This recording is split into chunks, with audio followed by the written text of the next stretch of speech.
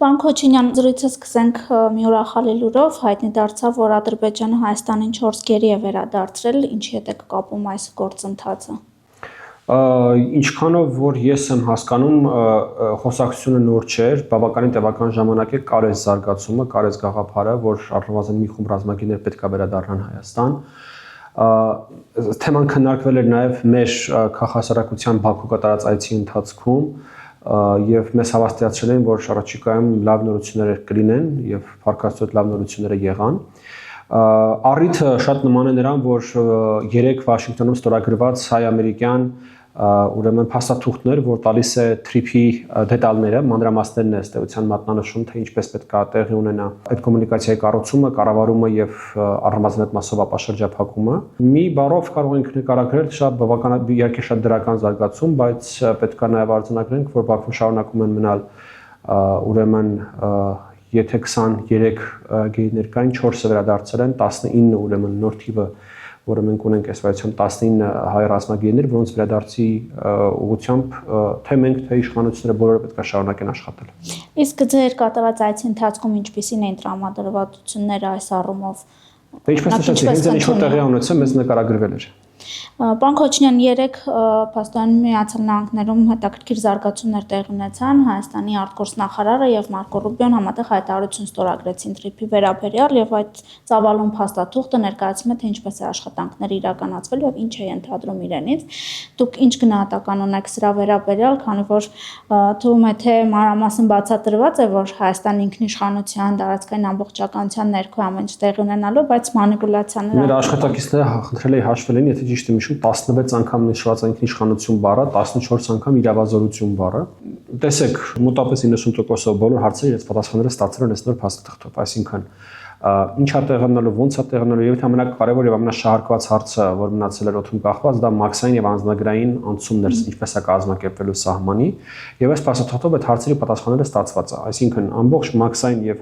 անձնագրային վերահսկողությունը շարունակելու է մնալ Հայաստանի Հանրապետության ինքնիշխանության եւ իրավազորության ներքո, այսինքն կա սահման եւ այդ սահմանի վրա կա անձնագրային ու մաքսային անցում։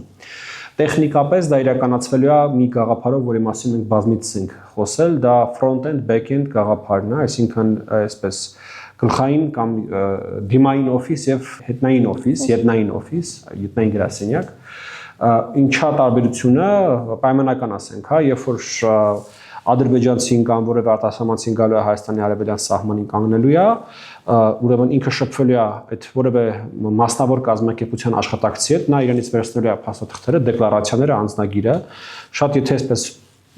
պարզ փորձենք բացատրել, պատտվելու է այդ փաստաթղթերը տալու է հայ սահմանապահին կամ հայ մաքսային աշխատողին, նա ստուգելու է փաստաթղթերը, համատալու է բեռի հետ եւ համապատասխանաբար կամ թույլ է տալու մուտքը կամ արգելելու է մուտքը, այսինքն որոշումները կայացվելու են Հայաստանի սահմանապահ եւ մաքսային ծառայությունների կողմից։ Այդ front-end-ի կամ դիմային օֆիսի աշխատակիցը ընդհանրապես միջնորդի դեր է կատարելու օտարերկրացու եւ Հայաստանի պատկան մարմնի ներկայացուցիչի միջեւ։ Հիմա այդ պատտվել տալը կարա էլեկտրոնային տարբերակով լինի, կարա արձեռն լինի, տարբեր ձևերով կարա լինել։ Նաեւ շատ կարեւոր է, որ փաստաթղթում հստակ նշված է, որ Հայաստանի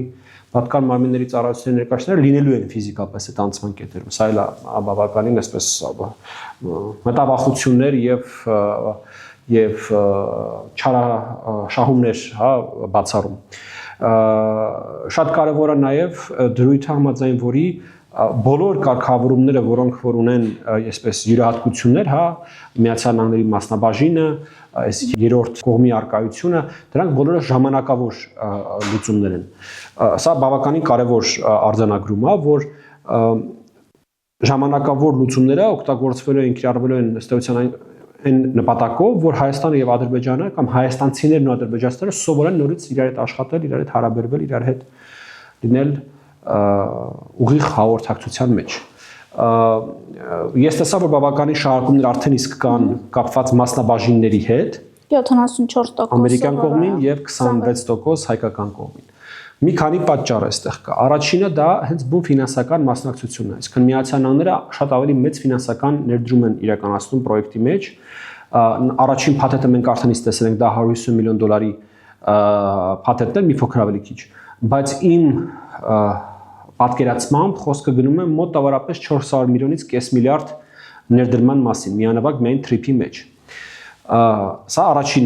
շերտն է կամ առաջին հատվածն է խոսակցության։ Երկրորդը պետք է ձեր հետ ֆիքսենք, որ Միացյալ Նահանգների մասնակցությունն էր այս պրոյեկտին, որ պրոյեկտը դարձեց հնարավոր։ Եթե այդ պրոյեկտը լիներ հնարավոր առանց Միացյալ Նահանգների, մենք սրա շուրջ կգայինք համաձայնության ոչ թե Վաշինգտոնում, այլ կգայինք համաձայնության դեռևս Աբու Դաբիում հունիսին։ Ըստ էության հունիսյան Աբու Դաբի հանդիպման ժամանակ միակ թեման, որի շուրջ համաձայնության կողմերը չէին կարողացել գային, դա հենց կոմունիկացիաների հարցն էր։ Եվ կոմունիկացիաների հարցի ամերիկյան առաջարկը ընդունել եղավ երկու կողմերի համար ու իրականություն դարձավ։ Եվ այս առումով անհնար էր պատկերացնել որևէ այլ տիպի մասնակցություն։ Սրանով հանդերձ սա արտակարգ տարբերվում է նրանից, ինչ որ մենք ունեինք կամ այն առաջարկը, որը մենք ստանում էինք ռուսական կողմից, կամ այն պահանջը, ավելի ճիշտ կլինի ձևակերպել, որը մենք ստանում էինք ռուսական կողմից։ Ես տեսնում եմ որոշ անբարեխիղճ օգտատերեր սկսել են ասել, բայց ո՞րն է տարբերությունը ռուսական առաջարկից։ Ռուսական առաջարկությունից կամ ռուսական պահանջից տարբերությունը ահռելի է։ Նախ որևէ պատի շինարարություն, որևէ էքստերիտորիալ միջանցքի կայացում այնտեղ տեղի չի ունենում։ Ես ուզում եմ բոլորին հիշեցնել, որ ռուսները մեզանից ըստ էության հողհատկացումներ էին պահանջում հայ-իրանական սահմանից 1 կիլոմետր խորության վրա, որպեսզի այնտեղ պատ կառուցեին Նախիջևանից մինչև Ադրբեջան, եւ այդ ներսի հատվածը ըստ էության դառնալու է դասական էքստերիտորիալ միջանց, դա դասական գորշ գոտի էր դառնալու։ Էլ չասած նրանից, որ այնտեղ ոչ մաքսային, ոչ ազնագրային վերահսկողություն Հայաստանի իրավազորության ներքո չէր լինելու։ Այնպես որ նա դասական էքստերիտորիալ միջանցք էր, սա միջանցք չէ։ Այո, այս ճանապարհը ունի որոշակի առավելություններ, որոնք տրվում են Ադրբեջանին, եւ անգամ այս փաստաթղթի մեջ նշվում է, որ դրա դիմաց Հայաստանը պետք է ստանա ուրեմն փոխադարձ առավելություններ միջպետական ու ներպետական առևտրի ու տրանսպորտի մեջ։ Հիմա հարցում եմ, բա որ չստանա, այս կոմունիկացիան էլ տեղ չի գտնի, որովհետև եւ մայր փաստաթղթով, օգոստոսի 8-ի փաստաթղթով եւ այս փաստաթղթով հստակ գրված է, որ սա իրականություն է դառնում այն պայմանով, որ Հայաստանը դրա դիմաց ստանում է նրանք։ Իսկ որն են նրանք։ 3 բան պետք է հետաքրքրի Հայաստանի Հանրապետությանը։ Առաջինը դա Նախիջևանի միջով մեր կոմունիկացիաներն են Իրանի հետ եւ Հայաստանի տարածքի հետ, այսինքն Մեղրիի հետ, որտեղ դուք տեղյակ եք, որ Երևանից Մեղրի Նախիջևանով անգամներով ավելի կարճ ժամանակ է քան Հայաստանի տարածքով։ Եվ բնականաբար երկաթգծային կապը Իրանի հետ հնարավոր է այս պայն միայն Նախիջևանի տարածքով։ Երկրորդը դա Իջևան-Ղազախ կապն է եւ Հայաստանի ուրեմն միացումն է ադրբեջանական երկաթգծերով դեպի Ռուսաստան եւ դեպի Կասպից ծով կենտրոնական Ասիա։ Եվ վերջապես ամենակարևորը Հայաստանի համար դա հայ-թուրքական սահմանի բացումն է եւ Հայաստանի ենթակառուցվածքների ինտեգրացիան է Թուրքիայի հետ եւ Թուրքիայի միջոցով Եվրոպական միության հետ։ Այդ պարագայում հնարավոր է դառնում Հայաստանից երկաթգծային կապ ստեղծել Եվրոպական միության հետ մի բան, որը որ մեր տասնամյակներ շարունակ եղել է մեր երազանքը միայն։ Եվ որի պարագայում է հնարավոր խոսել իրական տնտեսական ինտեգրացիայի մասին Եվրոպական միության հետ, որտեղ տենց ստացվել է, որ մեր արտադրողը հնարավորություն է ստանալու Հայաստանում բեռը դնել երկաթգծի վրա եւ այդ բեռը հասցնել Հռոմ, այդ բեռը հասցնել Բերլին, հասկանում եք։ Սրանք են իրականությունները։ Դուք նշեցիք ձեր աշխատակիցները հաշվել են քանի անգամ եւ դուք եւ այլ փորձագետներ բազմիցս նշել եք, որ սա միջանցք չէ, բայց այդ շահարկումները Հայաստանում որ կան ընդդիմության կողմից ինչ նպատակ են հետապնդում վիժեցնել այս գործընթացը, ամեն դեպքում հասնել նրան, որ սա ռուսական միջնորդությամբ տեղի ունենա, ինչ այսպես մոտիվներ եք տեսնում այդ շահարկումներում։ Ռուսերեն լեզվում կա մի հատ այսպես դարձույթ, որը եթե հայերեն թարգմանենք, եթե անգամ չկարնամ ուտեմ, գոնե կկծեմ, որ դու չուտես։ Այ մոտավորապես սա է, այսինքն այնտեղ, որտեղ իրանք չեն կարողանում սա իրենցով անել, գոնե վնասեն, գոնե որևէ կերպ չացնեն, գոնե որևէ կերպ վատություն անեն, հասկանում եք, դա բավականին ընդունված, այսպես ասենք, քաղաքական մոտեցում է հատկապես Ռուսաստանի կողմից եւ այն մարդիկ, ովքեր որ կամա թե ակամա իրենց ցանկության թե իրենց ցանկության հակառակ դարձել են Ռուսաստանի ազդեցության գործակալները այս երկրում, վարում են հենց այդ քաղաքական գիծը։ Պարոն Քոչինյան, այս փաստաթուղթը իրավական ուժ չի ընդհանրում իրենից կարծես։ Կուզեի նաև սրա մասին հարցնել, որովհետև հաջորդ շարքումը սրա մասին է, որ մենք ինչպես կարող ենք օրինակ պարտադրել, որ այդ բոլոր դրույթները, որոնք որտեղ են գտել այս փաստաթղթում, օրինակ իրականություն դառնան, եթե չունի իրավական հիմք։ Ես ինքս չեմ հասկանում ինչ նշանակում փաստաթղթը չունի իրավական, թե փաստաթղթի տակ ստորագրել են Հայաստանի արտգործնախարարում Միացյալ Նահանգների պետքարտուղար։ Սա ենթադրում է ինչ որ պարտավորություն։ Չեն հավաքվել ինչ որ տենց իրանք իրանց ընտանիքներից եւ երեկոյան պլաններից խոսան, հավաքվել են միջպետական հարաբերություններից խոսան եւ ստորագրել են փաստաթղթի, չի նշանակում իրավական ուժ չունի։ Դա մոտապես նույն խոսակցությունն է, ես հիշում եմ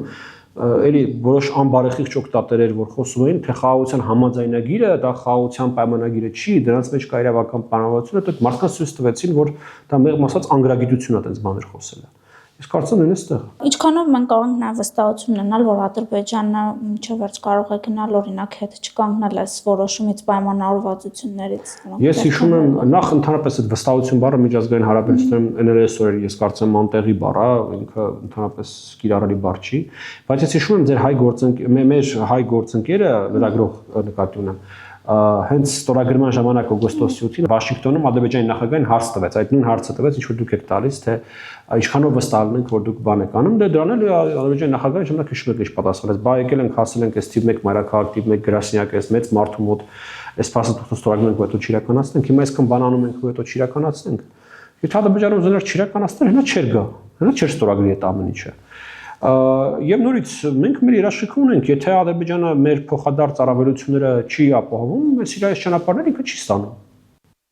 Չի մասին է խոսքը։ Այսինքն մեծ հաշվով Ադրբեջանի նախնական տրամադրվածությունը ինչ որ կար Հայաստանից ստանալու իրեն չհաջողվեց, որովհետև սահմանապահների մասով նաև խոսեցի, հիշում եք Ալիևը հայտարարում էր, որ չի լինելու այդպիսի բան, մեր վարորդները հայ սահմանապահների երես չեն տեսնելու։ Հիմա կարծես նաև այդ հարցում է ինչ որ փոփոխություն տեղի ունեցել։ Այսինքն նախնական իր ցանկությունը կարծես չկատարվեց։ Ես չգիտեմ իր ցանկությունների վերաբերյալ, ես գիտեմ, որ Հայաստանի Հանրապետության դիրքորոշումը եղել է այն, որ կա Հայաստանի Հանրապետության սահման եւ այդ սահմանը ենթադրում է որոշակի պրոցեդուրա անցման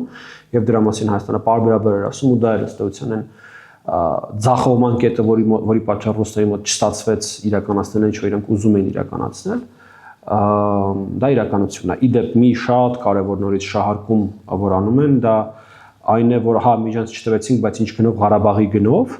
դա նույնպես ես կարծում եմ մեծագույն կեղծիք է, որովհետև Ղարաբաղը չկործանվեց եւ անկում չապրեց ընդհանրապես նրա պատճառով, որ մենք որոշել էինք, որ միջանց չենք տալու Հայաստանի տարածքում, նախ եւ առաջ Ղարաբաղը անկում էր ապրելու, ինչպես հետո հայաց մենք տեսնում ենք այն աշխարհակահական գործընթացները, որոնք որ ծավալվեցին ցանկացած պարագայում Հայաստանի տարածքում կլիներ միջանց թե չէր լինի, եւ երկրորդը Ղարաբաղը անկում ապրեց տասնամյակներ շարունակ Հայաստանում ընդունված եւ Ղարաբաղում ընդունված սխալ քաղաքական որոշումների արդյունքում, այլ ոչ թե նրա պատճառով, որ Հայաստանը չէր ուզում իր տարածքում միջանց գտար։ Մեծագույն հանցագործություն է նման բան պնդել ուղղակի։ Դե հիմա օրինակ դա տարբեր շերտեր ունի այդ բնդումները, հիմա ինչ գործարք որ Ադրբեջանի հետ լինում է, ինչ պայմանավորվածություն որ ձեռք է բերվում, վառելիքի օրինակ Եռաբլուրի հաշվին է լինում, օրինակ այս շարունակվելու է։ Դա էլ գիտեք ինչի է նման, որ էլի որոշ անբարեխիղճ մարդիկ փորձում են ձեռք տաքացնել այդ մարդկանց արյան վրա, փորձում են քաղաքական կապիտալ ձեռք բերել այդ մարդկանց արյան վրա, դա ավելի նողկալի զբաղմունք, քան իրենց արածը դժվար է պատկերացնել։ Իրանք ինչ են առաջարկում։ Եռաբլուրում ընկած մեր հայրենակիցների հիշատակ հիշելու լավագույն ձևը նոր պատերազմն է եւ նոր արյունն է, նոր զոհերն են լինելու այդ մարդկանց հիշատակը։ Այդ մարդկանց հիշատակը Հայաստանի անկախությունն է, Հայաստանի հարատևությունն է եւ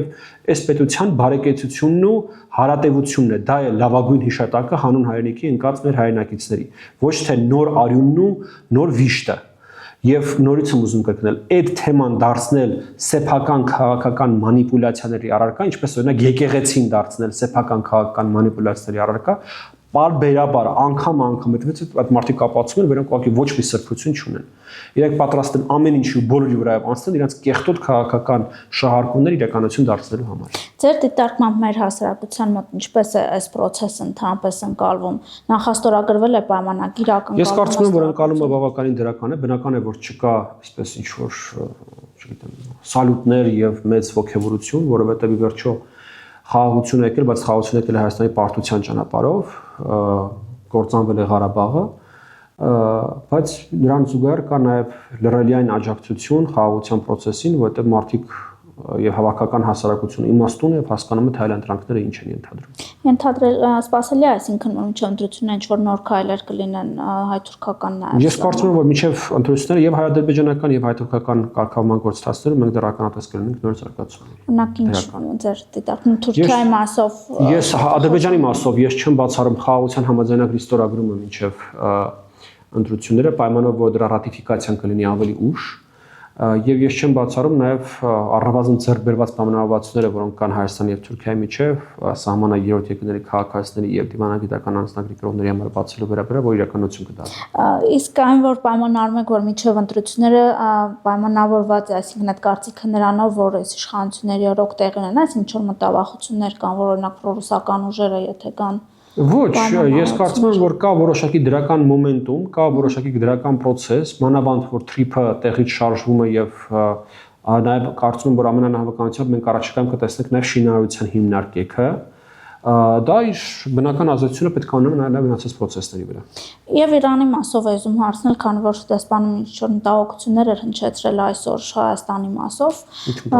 հայտարարություններ, որ Հայաստանը հնարավոր է ինչ-որ կենտրոն դառնա Իրանի դեմ գործողությունների համար, այսպես ձեր կարծիքով ամեն դեպքում Իրանի հետ թրիփի մասով մենք խնդիրներ կունենանք։ Ես բացառում եմ, որ Հայաստանը կարա Իրանի դեմ որոշակի գործողությունների կենտրոն դառնա եւ նման մտքեր արտահայտողներին խորհուրդ կտամ հենց Իրանի ներսում փորձեն գտնել այնպիսի կենտրոններ, որոնք որ Իրանի դեմ գործողությունների կենտրոններ են։ Այսինքն Իրանի հետ ինչ-որ խնդիր մենք չենք ունենա այս ճանապարհի կառուցման ընթացքում։ Ես չեմ տեսնում որևէ պատճառ, թե ինչու պետք է մենք խնդիր ունենանք, եթե իրանական կողմը ունի մտահոգություններ, իրենք կարող են այդ մտահոգությունները բարձրացնել հայկական կողմի մոտ եւ ստանալ դրանց արձագանքն ու երաշխիքները։ Հավանիչ տեսանյութը եւ բաժանորդագրվիչ նորությունները բաց չթողնելու համար